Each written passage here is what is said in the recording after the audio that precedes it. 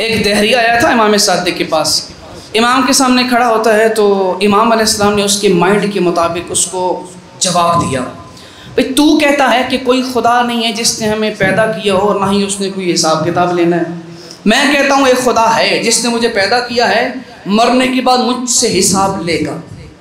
तवज्जो कीजिएगा, जवाब पे आ गया हूँ मैं। तफसील भी क्योंकि वक्त कम है, मैंने बहुत कुछ और बयान करना चाहता हूँ इस टॉपिक पर। इमाम ने कहा देखो फ़र्ज़ करते हैं तुम भी मर जाते हो, मैं भी मर जाता हूँ। तुम भी मर गए, मैं भी दुनिया से चला गया। देखो तुम किसी खुदा पे ईमान नहीं रखते थे, मैं खुदा पे ईमान रखता था। फ़र्ज़ कर लो तुम्हारी बात सच्ची निकली कि कोई खुदा नहीं था, ना कोई हिसाब किताब लेने वाला है, न तुम्हें कोई नुकसान न मुझे कोई नुकसान। लेकिन फ़र्ज़ कर अगर मेरी बात सच्ची निकली, तेरा क्या बनेगा? भाई अगर मेरी बात सच्ची निकली कि कोई खुदा है और वो हिसाब किताब ले रहा होगा तो फिर तेरा क्या बनेगा?